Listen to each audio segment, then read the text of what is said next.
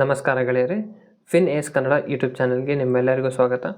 ನೀವು ನಮ್ಮ ಚಾನಲ್ಗೆ ಫಸ್ಟ್ ಟೈಮ್ ಬಂದಿದ್ದೀರಾ ಅಂದರೆ ಚಾನಲ್ಗೆ ಸಬ್ಸ್ಕ್ರೈಬ್ ಮಾಡಿ ಹಾಗೂ ಬೆಲ್ಲೈಕನ್ನು ಹಿಟ್ ಮಾಡಿ. ಇವತ್ತಿನ ಈ ಒಂದು ವಿಡಿಯೋದಲ್ಲಿ ನಾವು ಐದು ಡಿಫ್ರೆಂಟ್ ಅಸೆಟ್ ಕ್ಲಾಸಸ್ ಬಗ್ಗೆ ಡಿಸ್ಕಷನ್ ಮಾಡೋಣ. ಈ ಒಂದು 5 ಅಸೆಟ್ಸ್ಗಳಲ್ಲಿ ನೀವು ಈಗಿನಿಂದನೇ ಇನ್ವೆಸ್ಟ್ಮೆಂಟ್ ಶುರು ಮಾಡ್ಬೋದಾಗಿದೆ. ಬಹಳ ಸಿಂಪಲ್ ಆಗಿದೆ, ಯಾವುದೇ ರೀತಿಯಾದಂಥ ಕಾಂಪ್ಲೆಕ್ಸ್ ಸ್ಟ್ರಕ್ಚರ್ ಏನಿಲ್ಲ ಈ ಒಂದು ಇನ್ವೆಸ್ಟ್ಮೆಂಟ್ಗಳಲ್ಲಿ. ಈ ಇನ್ವೆಸ್ಟ್ಮೆಂಟ್ಗಳನ್ನು ನೀವು ತಕ್ಷಣವೇ ಶುರು ಮಾಡಿದ ನಂತರ ನಿಮ್ಮ ಜೀವನದಲ್ಲಿ ಬದಲಾವಣೆಗಳು ಕಂಡುಬರುವುದು ಖಂಡಿತವಾಗಿದೆ. ಹಾಗಾದರೆ ಈ ಒಂದು ಅಸೆಟ್ ಕ್ಲಾಸಸ್ಗಳು ಯಾವುವು ಅನ್ನೋದನ್ನು ನಾವು ಡಿಸ್ಕಷನ್ ಶುರು ಮಾಡೋಣ. ನೀವು ಇನ್ನೂ ಇನ್ವೆಸ್ಟ್ಮೆಂಟನ್ನು ಶುರು ಮಾಡಿಲ್ಲ ಅಂದರೆ ನೀವು ಡಿಮ್ಯಾಟ್ ಅಕೌಂಟನ್ನು ಓಪನ್ ಮಾಡಿ ಇನ್ವೆಸ್ಟ್ಮೆಂಟನ್ನು ಶುರು ಮಾಡ್ಬೋದಾಗಿದೆ. ಡಿಸ್ಕ್ರಿಪ್ಷನ್ ಬಾಕ್ಸ್ನಲ್ಲಿ ಲಿಂಕ್ ಇದೆ, ನೀವು ಅಲ್ಲಿಂದ ಅಕೌಂಟನ್ನು ಓಪನ್ ಮಾಡ್ಬೋದಾಗಿದೆ. ಲಿಂಕನ್ನು ಉಪಯೋಗ ಮಾಡಿ ನೀವು ಡಿಮ್ಯಾಟ್ ಅಕೌಂಟನ್ನು ಓಪನ್ ಮಾಡಿ ಇನ್ವೆಸ್ಟ್ಮೆಂಟನ್ನು ಶುರು ಮಾಡ್ಬೋದು. ಅದೇ ತರಹ ನಾವು ಫಸ್ಟ್ ಅಸೆಟ್ ಬಗ್ಗೆ ಮಾತಾಡೋಣ. ನಾವು ಯಾವಾಗಲೂ ನಮ್ಮ ಒಂದು ಚಾನಲ್ ಮೇನ್ ಫೋಕಸ್ ಏನಿದೆ ಸ್ಟಾಕ್ ಮಾರ್ಕೆಟ್ ಮೇಲೆ ಇರೋದ್ರಿಂದ ನಾವು ಫಸ್ಟ್ ಇನ್ವೆಸ್ಟ್ಮೆಂಟನ್ನು ನಾವು ಸ್ಟಾಕ್ ಮಾರ್ಕೆಟ್ನ ಒಂದು ಇನ್ವೆಸ್ಟ್ಮೆಂಟ್ ಅಸೆಟನ್ನು ಎಕ್ಸ್ಪ್ಲೇನ್ ಮಾಡೋಣ. ಹಾಗಾದರೆ ಸ್ಟಾಕ್ಸ್, ಬಹಳಷ್ಟು ಜನಕ್ಕೆ ಸ್ಟಾಕ್ ಮಾರ್ಕೆಟ್ ಬಗ್ಗೆ ಗೊತ್ತಿದೆ. ಸ್ಟಾಕ್ ಮಾರ್ಕೆಟ್ ಅಂದರೆ ಈ ಒಂದು ಮಾರ್ಕೆಟ್ನಲ್ಲಿ ಲಿಸ್ಟೆಡ್ ಕಂಪನಿಗಳೇನಿರ್ತವೆ ಅವುಗಳ ಶೇರ್ಸ್ಗಳ ಒಂದು ವಿನಿಮಯ ಆಗ್ತಾ ಇರ್ತದೆ ಬಯರ್ಸ್ ಹಾಗೂ ಸೆಲ್ಲರ್ಸ್ಗಳ ಮಧ್ಯದಲ್ಲಿ. ಈ ಒಂದು ವಿನಿಮಯ ಆಗುವಂತಹ ಒಂದು ಪ್ಲ್ಯಾಟ್ಫಾರ್ಮ್ಗೆ ನಾವು NSE ಹಾಗೂ BSE ಅಂತ ಹೇಳ್ತೀವಿ. NSE ಹಾಗೂ BSE ಏನಿದ್ದಾವೆ ಇವು ಸ್ಟಾಕ್ ಎಕ್ಸ್ಚೇಂಜಸ್ಗಳಾಗಿದ್ದಾವೆ. ಅಂದರೆ ಇವು ಒಂದು ಮಾರ್ಕೆಟ್ ಪ್ಲೇಸ್ ಇದ್ದ ಹಾಗೆ. ನಾವು ತರಕಾರಿಗಳನ್ನು ಯಾವ ಥರ ಒಂದು ಮಾರ್ಕೆಟಿಗೆ ಹೋಗಿ ಬೈ ಮಾಡ್ತೀವೋ ಅದೇ ಥರ ಸ್ಟಾಕ್ಸ್ ನಮಗೆ ಬೈ ಮಾಡಬೇಕು ಅಂದರೆ ಈ ತರಹದ ಸ್ಟಾಕ್ ಎಕ್ಸ್ಚೇಂಜ್ಗಳು ಬೇಕಾಗ್ತವೆ. ಅದೇ ಥರ ನಾವು ಫೆಸಿಲಿಟೇಟ್ ಮಾಡುವಂಥದ್ದು, ಈಗ ನಾವು ಬೈ ಮಾಡಬೇಕು ಸೆಲ್ ಮಾಡಬೇಕಂದ್ರೆ ಆ ಒಂದು ಪ್ರೊಸೀಜರನ್ನು ನಮಗೆ ಫೆಸಿಲಿಟೇಟ್ ಮಾಡುವಂಥವರು ಸ್ಟಾಕ್ ಬ್ರೋಕರ್ಸ್ ಇಂಡಿಯಾದಲ್ಲಿ ಈಗ online discount brokers actually Upstox, Zerodha, Groww ಈ ಥರ ಭಾಳಷ್ಟು ಬ್ರೋಕರೇಜಸ್ ಫರ್ಮ್ಸ್ಗಳಿದ್ದಾವೆ. ನಾವು ಪರ್ಸನಲಿ ಅಪ್ಸ್ಟಾಕ್ಸ್ನಲ್ಲಿ ಇನ್ವೆಸ್ಟ್ ಮಾಡೋದ್ರಿಂದ ನಿಮಗೆ ಈ ಒಂದು ಆ್ಯಪನ್ನು ರೆಕಮೆಂಡ್ ಮಾಡ್ತಾ ಇದ್ದೀವಿ. ಕೆಳಗಡೆ ಲಿಂಕ್ ಇದೆ, ಅಲ್ಲಿಂದ ಇನ್ವೆಸ್ಟ್ಮೆಂಟನ್ನು ಶುರು ಮಾಡ್ಬೋದು. ಹಾಗಾದರೆ ನಾವು ಸ್ಟಾಕ್ ಮಾರ್ಕೆಟ್ನಲ್ಲಿ ಯಾವ ತರಹದ ಕಂಪನಿಗಳಲ್ಲಿ ಇನ್ವೆಸ್ಟ್ ಮಾಡಬೇಕು? ಈ ಒಂದು ಕಂಪನಿಗಳಲ್ಲಿ ಡಿಫ್ರೆಂಟ್ ಟೈಪ್ಸ್ ಇರ್ತವೆ. ಅವುಗಳಲ್ಲಿ ಸ್ಮಾಲ್ ಕ್ಯಾಪ್, ಮಿಡ್ ಕ್ಯಾಪ್ ಹಾಗೂ ಲಾರ್ಜ್ ಕ್ಯಾಪ್. ಅವುಗಳ ಒಂದು ಕಂಪನಿಯ ಸೈಜ್ ಮೇಲೆ ಕಂಪನಿಗಳನ್ನು ಡಿವೈಡ್ ಮಾಡಿರ್ತಾರೆ. ಅಂತಹ ಒಂದು ಕ್ಲಾಸಿಫಿಕೇಷನಲ್ಲಿ ಕಂಪನಿಗಳು ಬರ್ತವೆ. ಆದರೆ ಇದು ಯಾವುದೇ ರೀತಿಯಂಥ ಫಿಕ್ಸ್ಡ್ ಇದೇ ತರಹ ಇರಬೇಕು ಅಂತ ಏನಿಲ್ಲ. ಮಾರ್ಕೆಟ್ ಕ್ಯಾಪ್ಗಳ ಪ್ರಕಾರ ಕಂಪನಿ ಒಳ್ಳೆಯ ಕಂಪನಿ ಆಗಿದ್ದರೆ ಅದು ಕೆಲವೊಂದು ಸರಿ ಸ್ಮಾಲ್ ಕ್ಯಾಪ್ ಕಂಪ್ನಿನೂ ಆಗಿರ್ತವೆ. ಅವುಗಳಲ್ಲಿ ಅಷ್ಟೊಂದು ದೊಡ್ಡ ಗ್ರೋತ್ ಇನ್ನೂ ಬಂದಿರೋದಿಲ್ಲ, ಅಥವಾ ಆ ಒಂದು ಸೆಕ್ಟರ್ ಅಷ್ಟೊಂದು ದೊಡ್ಡ ಗ್ರೋತನ್ನು ತೋರಿಸಿರೋದಿಲ್ಲ. ಸ್ಮಾಲ್ ಕ್ಯಾಪ್ ಕಂಪನಿಗಳಲ್ಲೂ ಒಳ್ಳೆಯ ಕಂಪನಿಗಳಿರ್ತವೆ. ಮಿಡ್ ಕ್ಯಾಪ್ ಹಾಗೂ ಲಾರ್ಜ್ ಕ್ಯಾಪ್ ಕಂಪನಿಗಳಲ್ಲಿ ಬಹಳ ಒಳ್ಳೆ ಕಂಪನಿಗಳಿರ್ತವೆ. ಅವುಗಳಲ್ಲಿ ರಿಸರ್ಚ್ ಮಾಡಿ ನಂತರ ನೀವು ಇನ್ವೆಸ್ಟ್ಮೆಂಟನ್ನು ಶುರು ಮಾಡ್ಬೋದಾಗಿದೆ. ಇದಕ್ಕೆ ಯಾವುದೇ ರೀತಿಯಂಥ ದೊಡ್ಡ ಕ್ಯಾಪಿಟಲ್ ಬೇಕು ಅಂತ ಏನಿಲ್ಲ. ಸಣ್ಣ ಒಂದು ಕ್ಯಾಪಿಟಲ್ನಿಂದ ನೀವು ಇನ್ವೆಸ್ಟ್ಮೆಂಟನ್ನು ಶುರು ಮಾಡ್ಬೋದಾಗಿದೆ. ಇನ್ನು ಎರಡನೇದು ಮ್ಯೂಚುವಲ್ ಫಂಡ್ಸ್. ಈ ಒಂದು ಇನ್ವೆಸ್ಟ್ಮೆಂಟ್ ಅಸೆಟ್ ಕ್ಲಾಸ್ ಬಗ್ಗೆಯೂ ಸಹ ನಿಮಗೆ ಬಹಳಷ್ಟು ಜನರಿಗೆ ಗೊತ್ತಿರುತ್ತೆ. ಮ್ಯೂಚುವಲ್ ಫಂಡ್ ಏನಪ್ಪ ಅಂತಂದರೆ ನಮಗೆ ಡೈರೆಕ್ಟಾಗಿ ಸ್ಟಾಕ್ಸ್ನಲ್ಲಿ ಇನ್ವೆಸ್ಟ್ ಮಾಡೋದಕ್ಕೆ ಬರೋದಿಲ್ಲ, ಫಂಡಮೆಂಟಲ್ ರಿಸರ್ಚ್ ಮಾಡೋದಕ್ಕೆ ಬರೋದಿಲ್ಲ. ಅಂದರೆ ನಿಮಗೆ ಒಂದು safer option compare to stock ಮಾರ್ಕೆಟ್ನಲ್ಲಿ ಡೈರೆಕ್ಟ್ಲಿ ಸ್ಟಾಕ್ ಇನ್ವೆಸ್ಟ್ ಮಾಡೋದಕ್ಕಿಂತ ಒಂದು ಸಿಂಪಲ್ ಆಗಿರುವಂತಹ ಕಾನ್ಸೆಪ್ಟ್ ಏನಪ್ಪ ಅಂತಂದರೆ ಮ್ಯೂಚುವಲ್ ಫಂಡ್ಸ್ ಏನಂದರೆ ಬಹಳಷ್ಟು ಜನರ ಒಂದು ಇನ್ವೆಸ್ಟರ್ಸ್ ಏನಿರ್ತಾರೆ ಅವರ ಒಂದು ಅಮೌಂಟನ್ನು ಕಲೆಕ್ಟ್ ಮಾಡಿ ಅವರು ಏನು ಮಾಡ್ತಾರೆ, ಕಂಪನಿಗಳಲ್ಲಿ ಇನ್ವೆಸ್ಟ್ಮೆಂಟ್ ಮಾಡ್ತಾರೆ. ಈ ಒಂದು ಕಂಪನಿಗಳೆಲ್ಲ ಏನು ನಾವು ಅಮೌಂಟನ್ನು ಏನು ಕೊಡ್ತೀವಿ ಅವೆಲ್ಲ ಕಲೆಕ್ಟ್ ಮಾಡುವಂಥ ಕಂಪನಿಗಳು ಅಸೆಟ್ ಮ್ಯಾನೇಜ್ಮೆಂಟ್ ಕಂಪನೀಸ್ ಅಂತ ಹೇಳ್ತೀವಿ. ನೀವು ಮಾರ್ಕೆಟ್ನಲ್ಲಿ ಬಹಳಷ್ಟು ಅಥವಾ ಯಾವುದೇ ಒಂದು ಆ್ಯಪ್ನಲ್ಲಿ ನೀವು ಸರ್ಚ್ ಮಾಡಿ ನೋಡ್ಬೋದು. ಅವುಗಳಲ್ಲಿ ಅಸೆಟ್ ಮ್ಯಾನೇಜ್ಮೆಂಟ್ ಕಂಪನಿಗಳು SBI, UTI, Axis, Kotak, ICICI ಇದೇ ಥರದ ಬೇರೆ ಕಂಪನಿಗಳಿರ್ತವೆ ಅಸೆಟ್ ಮ್ಯಾನೇಜ್ಮೆಂಟ್ ಕಂಪನಿಗಳು. ಈಗ ನೀವು ಮ್ಯೂಚುವಲ್ ಫಂಡ್ಗಳಲ್ಲಿ ಇನ್ವೆಸ್ಟ್ ಮಾಡಬೇಕಂದ್ರೆ ಬಹಳಷ್ಟು ಟೈಪ್ಸ್ ಆಫ್ ಮ್ಯೂಚುವಲ್ ಫಂಡ್ಸ್ಗಳಿದ್ದಾವೆ. ಅವುಗಳಲ್ಲಿ ಒಂದು ಸಿಂಪಲ್ ಕ್ಲಾಸಿಫಿಕೇಷನ್ ಬಗ್ಗೆ ಮಾತಾಡಬೇಕು ಅಂದರೆ ಮಿಡ್ ಕ್ಯಾಪ್, ಸ್ಮಾಲ್ ಕ್ಯಾಪ್ ಹಾಗೂ ಮಲ್ಟಿ ಕ್ಯಾಪ್ ಈ ಥರದ ಒಂದು ಕ್ಲಾಸಿಫಿಕೇಷನ್ ಕಂಡುಬರುತ್ತೆ. ನಿಮಗೆ ಒಂದು ಸ್ಟೇಬಲ್ ರಿಟರ್ನ್ಸ್ ಏನಪ್ಪ 12-13% ಬರಬೇಕು ಅಂದರೆ ನೀವು ಇಂಡೆಕ್ಸ್ ಫಂಡ್ನಲ್ಲಿ ಇನ್ವೆಸ್ಟ್ಮೆಂಟ್ ಮಾಡಿ ಕೈ ಬಿಟ್ಟು ಬಿಡ್ಬೋದು. ಅಥವಾ ಅದರಲ್ಲಿ ನಾವು ಏನು ಮಾಡ್ತೀವಿ, ಈಗ ರೀಸೆಂಟಾಗಿ ಬಹಳಷ್ಟು ಟ್ರೆಂಡಿಂಗ್ ಇರುವಂಥದ್ದು SIP, ಸಿಸ್ಟಮ್ಯಾಟಿಕ್ ಇನ್ವೆಸ್ಟ್ಮೆಂಟ್ ಪ್ಲ್ಯಾನ್. ಈ ಒಂದು SIPಯಲ್ಲಿ ನಾವು ಮಂತ್ಲಿ ಇಷ್ಟು ಅಮೌಂಟ್ ಅಂತ ಫಿಕ್ಸ್ ಮಾಡಿರ್ತೀವಿ. ಆದರೆ ಅಸೆಟ್ ಮ್ಯಾನೇಜ್ಮೆಂಟ್ ಕಂಪನಿಯೇ ಫಿಕ್ಸ್ ಮಾಡಿರ್ತದೆ. ಈಗ ₹100, ₹500 ಈ ಥರ ಮಿನಿಮಮ್ ಇರ್ತದೆ. ಅದರ ಪ್ರಕಾರ ನಾವು ಇನ್ವೆಸ್ಟ್ಮೆಂಟನ್ನು ಮಾಡಬೇಕಾಗುತ್ತೆ. ಪ್ರತಿ ತಿಂಗಳು ನೀವು ಕಾಂಟ್ರಿಬ್ಯೂಷನ್ ಮಾಡ್ತಾ ಹೋಗಬೇಕಾಗುತ್ತೆ. ಓವರ್ ದ ಲಾಂಗ್ ಇಯರ್ಸ್ ನಮಗೆ 12-13% ಸಿಕ್ಕರೆ ಒಂದು ದೊಡ್ಡ ಕಾರ್ಪೊರೇಷನ್ನ ನಾವು ಇಲ್ಲಿ ಜನರೇಟ್ ಮಾಡ್ಬೋದಾಗಿದೆ. ಇನ್ನು ಮೂರನೇ ಅಸೆಟ್ ಯಾವುದಪ್ಪ ಅಂತಂದರೆ ಗೋಲ್ಡನ್ನು ನೀವು ಸಾವರೆನ್ ಗೋಲ್ಡ್ ಬಾಂಡ್ಸ್ನಲ್ಲಿ ಇನ್ವೆಸ್ಟ್ ಮಾಡ್ಬೋದು. ಇದೊಂದು ಆಪ್ಷನ್ ಆಗಿದೆ. ನೀವು ಗೋಲ್ಡ್ನಲ್ಲಿ ಇನ್ವೆಸ್ಟ್ ಮಾಡಬೇಕಪ್ಪ ಅಂತಂದರೆ ಮೇಕಿಂಗ್ ಚಾರ್ಜಸ್ಸು ಅಥವಾ ಟ್ಯಾಕ್ಸಸ್ ಅದೆಲ್ಲವನ್ನು ನೀವು ಉಳಿಸಬೇಕು ಅಂದರೆ ನೀವು ಸೋವರೆನ್ ಗೋಲ್ಡ್ ಬಾಂಡನ್ನು ಚೂಸ್ ಮಾಡಬಹುದಾಗಿದೆ. ಈ ಒಂದು ಸೋವರೆನ್ ಗೋಲ್ಡ್ ಬಾಂಡ್ ಏನಿರ್ತವೆ 8 ವರ್ಷಗಳ ಒಂದು ಲಾಕಿನ್ ಪೀರಿಯಡ್ ಇರುತ್ತೆ. ಆ್ಯಕ್ಚುಲಿ 8 ವರ್ಷದವರೆಗೆ ಈ ಒಂದು ಬಾಂಡ್ ಏನಿರ್ತದೆ ಅದರದ್ದು ವ್ಯಾಲಿಡಿಟಿ ಇರ್ತದೆ. ನೀವು ಈ ಒಂದು ಸೋವರೆನ್ ಗೋಲ್ಡ್ ಬಾಂಡನ್ನು ಬೈ ಮಾಡಿದ್ದೀರಾ ಅಂದರೆ ಈ ಒಂದು ಗೌರ್ಮೆಂಟ್ ಅವರು ಪ್ರತಿ ವರ್ಷ ನಿಮಗೆ 2.5% ಇಂಟ್ರೆಸ್ಟ್ ರೇಟನ್ನು ಸಹ ಕೊಡ್ತಾರೆ. ಅದು ಅಲ್ಲದೆ ನಿಮಗೆ ಈ ಒಂದು ಗೋಲ್ಡ್ನಲ್ಲಿ ಯಾವ ಥರದ ಅಪ್ರಿಷಿಯೇಷನ್ ಕಂಡು ಬರ್ತದೋ ಅದೇ ಅಪ್ರಿಸಿಯೇಷನ್ ನೀವು ತಗೊಂಡಿರುವಂತಹ ನೀವು ಬೈ ಮಾಡಿರುವಂಥ ಪ್ರೈಸ್ನಲ್ಲಿ ಕಂಡು ಬರ್ತದೆ. ಈ ಒಂದು ಅವಧಿ 8 ವರ್ಷದ ಅವಧಿ ಮುಗಿದ ನಂತರ ಒಂದು ಗೋಲ್ಡ್ ಪ್ರೈಸ್ ಏನಿರ್ತದೋ ಅದೇ ಪ್ರೈಸ್ನಲ್ಲಿ ನಿಮಗೆ ರೆಡೀಮ್ ಮಾಡೋದಕ್ಕೆ ಆಪ್ಷನ್ ಸಿಗುತ್ತೆ. ಇದು ಒಂದು ಒಳ್ಳೆ ಇನ್ವೆಸ್ಟ್ಮೆಂಟ್ ಆಪರ್ಚುನಿಟಿ ಅಂತ ಹೇಳ್ಬೋದು ಗೋಲ್ಡ್ನಲ್ಲಿ ಇನ್ವೆಸ್ಟ್ ಮಾಡಬೇಕಂದ್ರೆ. ಅದು ಅಲ್ಲದೆ ನೀವು ಡಿಜಿಟಲಿ ಬಹಳಷ್ಟು ಆ್ಯಪ್ಸ್ ಇದ್ದಾವೆ, ಅದರಲ್ಲಿ ನೀವು ಡಿಜಿಟಲಿ ನೀವು ಗೋಲ್ಡನ್ನು ಬೈ ಮಾಡ್ಬೋದು. ಆದರೆ ನನ್ನ ಒಂದು ಚಾಯ್ಸ್ ಏನಪ್ಪ ಅಂತಂದರೆ ಫಿಸಿಕಲ್ ಗೋಲ್ಡ್ ಹಾಗೂ ಸಾವರೆನ್ ಗೋಲ್ಡ್ ಬಾಂಡ್ ಇವೆರಡು ಚಾಯ್ಸ್. ನನ್ನ ಪ್ರಕಾರ ಫಿಸಿಕಲ್ ಗೋಲ್ಡ್ ಸಹ ಭಾಳಷ್ಟು ಇಂಪಾರ್ಟೆಂಟ್. ಯಾಕಪ್ಪ ಅಂತಂದರೆ ನನ್ನ ಪ್ರಕಾರ ಏನಪ್ಪ ಅಂತಂದರೆ ಯಾವುದೇ ಒಂದು ಇನ್ವೆಸ್ಟ್ಮೆಂಟನ್ನು ಮಾಡ್ತಾಯಿದ್ದೀವಿ ಅಂದರೆ ಅದರಲ್ಲಿ ಒಂದು ಅಸೆಟ್ ಏನಪ್ಪ ಅಂತಂದರೆ ಫಿಸಿಕಲ್ ಅಸೆಟ್ ಏನಾದರೂ ಇರಬೇಕು. ನಾವು ಇನ್ವೆಸ್ಟ್ ಮಾಡ್ತಾಯಿದ್ದೀವಿ ಅಂದರೆ ಈಗ ಎಕ್ಸಾಂಪಲ್ ನಾವು ರಿಯಲ್ ಎಸ್ಟೇಟ್ನಲ್ಲಿ ಇನ್ವೆಸ್ಟ್ ಮಾಡ್ತಾಯಿದ್ದೀವಿ ಅಂದರೆ ಅಲ್ಲಿ ಒಂದು ಏನೋ ಒಂದು ಟ್ಯಾಂಜಿಬಲ್ ಅಂದರೆ ಟಚ್ ಮಾಡುವಂಥದ್ದು ಅಂಥ ಒಂದು ಅಸೆಟ್ ನಿಮ್ಮ ಕೈಯಲ್ಲಿರ್ತದೆ. ಅದರಿಂದ ಏನಾಗುತ್ತೆ, ಒಂದು ಪೊಸೆಷನ್ ಥರನೂ ಇರ್ತದೆ. ಅಂದರೆ ನಮಗೆ ಮನಸ್ಸಿನಲ್ಲಿ ಒಂಥರ ಏನೋ ತೃಪ್ತಿ ಇರ್ತದೆ, ನಮ್ಮ ಹತ್ರ ಈ ಒಂದು ಆಸ್ತಿ ಇದೆ ಅಂತಂದು, ಹೌದಲ್ವಾ? ಅದಕ್ಕೋಸ್ಕರ ಫಿಸಿಕಲ್ ಗೋಲ್ಡ್ನಲ್ಲಿಯೂ ಸಹ ಇನ್ವೆಸ್ಟ್ ಮಾಡ್ಬೋದು. ಆದರೆ ನೀವು ಯಾವುದು ಒಡವೆಗಳು ಅಂಥವನ್ನೆಲ್ಲ ಮಾಡಿದರೆ ನಿಮಗೆ ಮೇಕಿಂಗ್ ಚಾರ್ಜಸ್ ಬೀಳ್ತವೆ. ಯಾವುದಾದ್ರೂ ಗೋಲ್ಡಿನ ಒಂದು ಕಣಗಳು ಆ ಥರ ಮಾಡಿ ಕೊಡ್ತಾರೆ. ಮೇಕಿಂಗ್ ಚಾರ್ಜಸ್ ಕಡಿಮೆ ಇರುವಂಥ ಗೋಲ್ಡ್ನಲ್ಲಿ ನೀವು ಬೈ ಮಾಡಿ ಅದನ್ನು ಇಡ್ಬೋದಾಗಿದೆ. ರಾಬರ್ಟ್ ಕಿಯೋಸಾಕಿ ಅವರ ಒಂದು ಪ್ರಕಾರ ಗೋಲ್ಡ್ ಅಂದರೆ ಅದೊಂದು ದೇವರ ಹಣ ಇದ್ದ ಹಾಗೆ. ಅವರ ಒಂದು ಇನ್ವೆಸ್ಟ್ಮೆಂಟ್ ಪ್ಯಾಟರ್ನ ನೀವು ನೋಡಿದರೆ ಅವರು ಕೇವಲ ರಿಯಲ್ ಎಸ್ಟೇಟ್ ಹಾಗೂ ಗೋಲ್ಡ್ನಲ್ಲಿ ಇನ್ವೆಸ್ಟ್ ಮಾಡ್ತಾರೆ.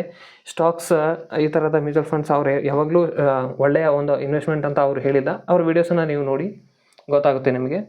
ಹಾಗೂ ETF ಅಂತ ಒಂದು ಆಪ್ಷನ್ ಇದೆ ನೀವು ಮಾರ್ಕೆಟ್ನಲ್ಲಿ. ETF ಇವು ಸಹ ಮ್ಯೂಚುವಲ್ ಫಂಡ್ ಥರನೇ ಇರ್ತವೆ. ಇವು ಸಹ ನೀವು ಸ್ಟಾಕ್ಸನ್ನು ಯಾವ ಥರ ನೀವು ಬೈ ಅಥವಾ ಸೆಲ್ ಮಾಡ್ತೀರೋ ಅದೇ ಥರ ETFಗಳನ್ನು ನೀವು ಮಾಡ್ಬೋದಾಗಿದೆ. ನೀವು ಯಾವುದೇ ಒಂದು ಆ್ಯಪ್ನಲ್ಲಿ ETF ಅಂತ ಸರ್ಚ್ ಮಾಡಿದರೆ ಅಲ್ಲಿ ನಿಮಗೆ ಸಿಗುತ್ತೆ. ನಿಫ್ಟಿ ಬೀಸ ಅಥವಾ ಅದು ನಿಫ್ಟಿ ಅಂದರೆ ನಾನು ಮೊದಲನೇ ಮ್ಯೂಚುವಲ್ ಫಂಡ್ನಲ್ಲಿ ಹೇಳಿದಾಗೆ ನಿಫ್ಟಿ 50 ಆ ಥರ ಹೇಳಿದ್ವಲ್ಲ, ಅದೇ ಥರದ ETFಗಳು ಸಹ ಇರ್ತವೆ. ಅದು ಸಹ ಒಂದು ಮ್ಯೂಚುವಲ್ ಫಂಡ್ ಥರನೇ. ಗೋಲ್ಡಿಂದ ETF ಸಹ ಇರ್ತವೆ, ಅಲ್ಲಿ ಸಹ ನೀವು ಇನ್ವೆಸ್ಟ್ಮೆಂಟನ್ನು ಮಾಡ್ಬೋದಾಗಿದೆ. ಇನ್ನು ನೆಕ್ಸ್ಟ್ ಅಸೆಟ್ ಏನಪ್ಪ ಅಂತಂದರೆ ಫಿಕ್ಸ್ಡ್ ಡೆಪಾಸಿಟ್. ಇದನ್ನು ಬಹಳಷ್ಟು ಜನರು ಸದ್ಯದ ಒಂದು ಸಮಯದಲ್ಲಿ ಬಹಳಷ್ಟು ನೆಗ್ಲೆಕ್ಟ್ ಮಾಡ್ತಾ ಇದ್ದಾರೆ. ಯಾಕಂದರೆ ಕೇವಲ ಅವರಿಗೆ 7-8% ಸಿಗುತ್ತೆ ಅನ್ನೋದಕ್ಕೆ ಮಾತ್ರ. ನಿಜ, ಒಂದು ಲೆವೆಲ್ಗೆ ಫಿಕ್ಸ್ಡ್ ಡೆಪಾಸಿಟ್ ಅನ್ನುವಂಥದ್ದು ಈಗ ಸದ್ಯಕ್ಕೆ ಅದರ ಒಂದು ಪ್ರಾಮುಖ್ಯತೆಯನ್ನು ಕಳೆದುಕೊಳ್ತಾ ಇದೆ. ಆದರೆ ಇದು ಏನಪ್ಪ ಅಂತಂದರೆ ಒಂಥರ ನಿಮಗೆ ಎಮರ್ಜೆನ್ಸಿ ಫಂಡ್ ಥರನೂ ಕೆಲಸ ಮಾಡುತ್ತೆ. ಈಗ ಎಕ್ಸಾಂಪಲ್ ನೀವು ಸ್ಟಾಕ್ಸ್ನಲ್ಲಿ ಇನ್ವೆಸ್ಟ್ ಮಾಡಿದ್ದೀರಾ, ನಿಮ್ಮ ಒಂದು ಹ್ಯೂಜ್ ಅಮೌಂಟ್ ಏನಿರ್ತದೆ, ಸೇವಿಂಗ್ಸ್ನ ಒಂದು ಅಮೌಂಟ್ ಸ್ಟಾಕ್ಸ್ನಲ್ಲಿ ಇನ್ವೆಸ್ಟ್ ಮಾಡಿದ್ದೀರಾ ಅಂತ ತಿಳ್ಕೊಳ್ಳಿ. ಆ ಸ್ಟಾಕ್ಸ್ ಯಾವಾಗಲೂ ಪಾಸಿಟಿವ್ ರಿಟರ್ನ್ಸನ್ನು ಕೊಡ್ತಾ ಇರುತ್ತೆ ಅಂತ ಹೇಳೋದಕ್ಕಾಗೋದಿಲ್ಲ. ಮಾರ್ಕೆಟ್ನಲ್ಲಿ ವಾಲಟಿಲಿಟಿ ಇರೋದ್ರಿಂದ ಆ ಒಂದು ಸ್ಟಾಕ್ನಲ್ಲಿ ಕರೆಕ್ಷನ್ ಏನಾದರೂ ಆಯ್ತಪ್ಪ ಅಂತಂದರೆ ನೀವು ಬೈ ಮಾಡಿದ ಪ್ರೈಸ್ಗಿಂತ ಕಡಿಮೆ ಪ್ರೈಸ್ನಲ್ಲಿ ಇರ್ತದೆ ಅಮೌಂಟು. ಆವಾಗ ನೀವು ಸೆಲ್ ಮಾಡಿದರೆ ನಿಮಗೆ ಲಾಸು ಆಗುತ್ತೆ ಹಾಗೂ ನಿಮಗೆ ಸಿಗೋದು ಭಾಳ ಟೈಮ್ ಹಿಡಿಯುತ್ತೆ. ಆ್ಯಕ್ಚುಲಿ ನೀವು ಇವತ್ತು ಸೆಲ್ ಮಾಡಿದ್ದೀರಾ ಅಂದರೆ ಇವತ್ತಿಲ್ಲ, ನಾಳೆ ನಿಮಗೆ ನೀವು ವಿಡ್ರಾ ಮಾಡೋದಕ್ಕೆ ಚಾನ್ಸಸ್ ಇರುತ್ತೆ. ಅದೇ ಏನಾದರೂ ನಿಮಗೆ ಅವಶ್ಯಕತೆ ಇತ್ತು ಅಂದರೆ ಫಿಕ್ಸ್ಡ್ ಡೆಪಾಸಿಟ್ ಏನಾದರೂ ಇತ್ತಪ್ಪ ಅಂತಂದರೆ ನೀವು ಅವತ್ತಿನ ದಿವಸನೇ ಹೋಗಿ ಬ್ಯಾಂಕ್ನಲ್ಲಿ ಹೋಗಿ ನೀವು ಕ್ಲೋಸ್ ಮಾಡಿ ನಿಮಗೆ ಅಮೌಂಟನ್ನು ಉಪಯೋಗಕ್ಕೆ ತೆಗೆದುಕೊಳ್ಬೋದು. ಹಾಗೂ ಅದರಲ್ಲಿ ಯಾವುದೇ ರೀತಿಯಾದಂಥ ಡಿಪ್ರಿಷಿಯೇಷನ್ ಆಗಿರೋದಿಲ್ಲ. ಇನ್ಫ್ಲೇಷನ್ನ ನೀವು ಸೈಡಿಗೆ ಇಡಿ. ಪ್ರತಿಯೊಂದು ವಿಷಯಗಳಲ್ಲಿ ನಾವು ಫೈನಾನ್ಷಿಯಲ್ ಇನ್ಫ್ಲುಯೆನ್ಸರ್ಸ್ ಏನು ಮಾಡ್ತಾ ಇದ್ದಾರೆ, ಇನ್ಫ್ಲೇಷನ್ನ ತಗೊಳ್ತಾ ಇದ್ದಾರೆ.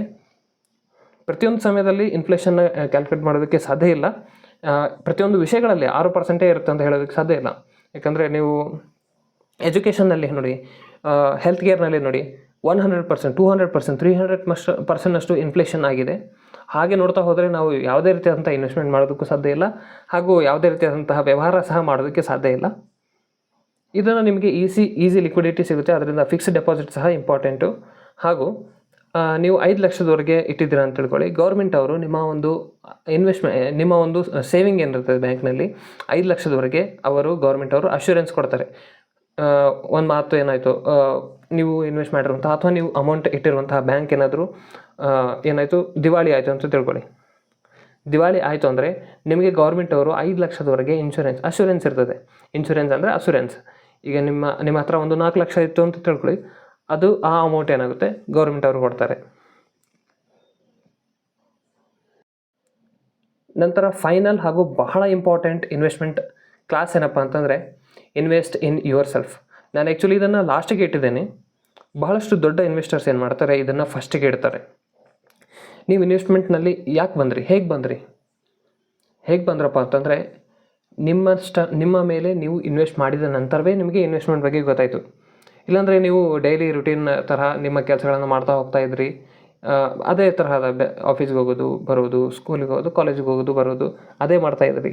ನಿಮಗೆ ಇನ್ವೆಸ್ಟ್ಮೆಂಟ್ ಬಗ್ಗೆ ಯಾಕೆ ಗೊತ್ತಾಯಿತು ಅಂದರೆ ನೀವು ಒಂದು ಹೊಸ ವಿಷಯವನ್ನು ಕಲಿಬೇಕು ಅನ್ನೋಂಥ ಒಂದು ಹಂಬಲ ನಿಮ್ಮಲ್ಲಿತ್ತು.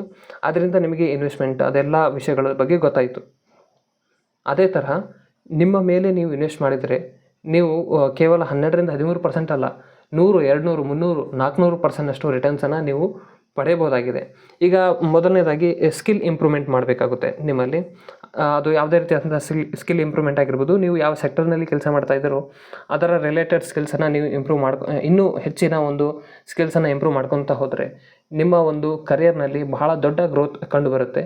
ನಿಮ್ಮ ಸ್ಯಾಲ್ರಿಯಲ್ಲಿಯೂ ಸಹ ಭಾಳಷ್ಟು ದೊಡ್ಡ ಹೈಕ್ ಕಂಡುಬರುವಂಥ ಚಾನ್ಸಸ್ ಇದೆ. ಪಬ್ಲಿಕ್ ಸ್ಪೀಕಿಂಗ್ ಆಗಿರ್ಬೋದು, ಸೇಲ್ಸ್ ಸ್ಕಿಲ್ಸ್ ಆಗಿರ್ಬೋದು, ರೈಟಿಂಗ್ ಸ್ಕಿಲ್ಸ್ ಆಗಿರ್ಬೋದು. ರೈಟಿಂಗ್ ಸ್ಕಿಲ್ಸ್ ಇಲ್ಲಿ ಯಾಕೆ ಹೇಳ್ತಿದ್ದೀನಪ್ಪ ಅಂತಂದರೆ ನೀವು ಯಾವುದೇ ಸಮಯದಲ್ಲಿ ಯಾವುದೇ ಸಂದರ್ಭದಲ್ಲಿ ಲೇಖನ ಬುಕ್ಸನ್ನು ಬರಿಬೋದು. ಬುಕ್ಸನ್ನು ಕೇವಲ ದೊಡ್ಡ ಏನಿರ್ತಾರೆ ಲೇಖಕರೇ ಬರಿಬೇಕಂತೇನಿಲ್ಲ. ನಿಮ್ಮ ಒಂದು ಎಕ್ಸ್ಪೀರಿಯೆನ್ಸನ್ನು ಎಲ್ಲವನ್ನು ಒಂದು ಕಡೆ ಕ್ರೋಢೀಕರಿಸಿ ಅದನ್ನು ಸಹ ನೀವು ಬುಕ್ ಥರ ಬರೆದು ಅದನ್ನು ಸಹ ಪಬ್ಲಿಷ್ ಮಾಡ್ಬೋದಾಗಿದೆ. ಈಗಿನ ಒಂದು ದಿನಮಾನಗಳಲ್ಲಿ ನೀವು ಎಲ್ಲವನ್ನು ಮಾಡ್ಬೋದು.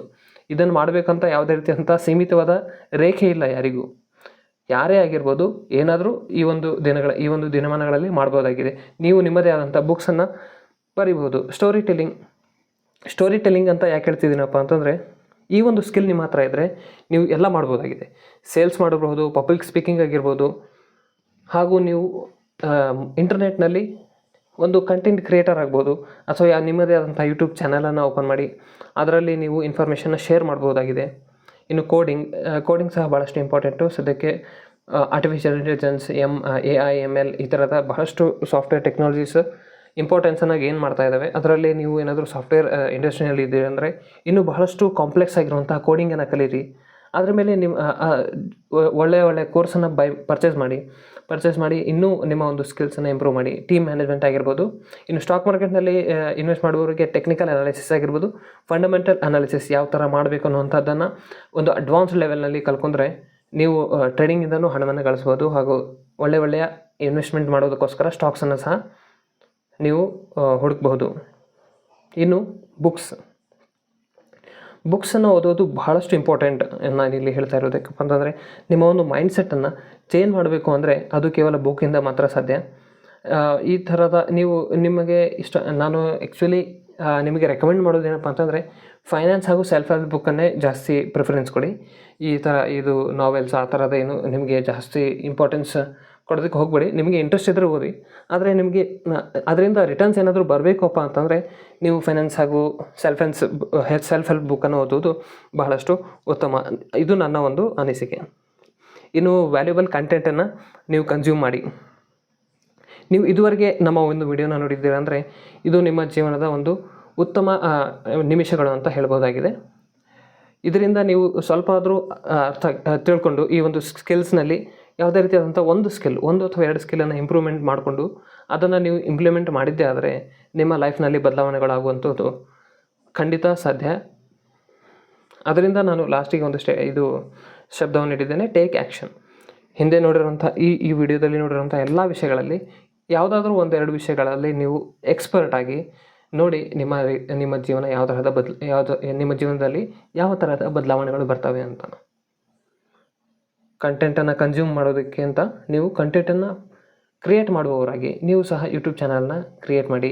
ನಿಮಗೆ ಗೊತ್ತಿರುವಂತಹ ಒಂದು ಸೆಕ್ಟರ್ ಅಥವಾ ಫೀಲ್ಡ್ನಲ್ಲಿ ನೀವು ಇನ್ಫಾರ್ಮೇಷನ್ನ ಕೊಡಿ.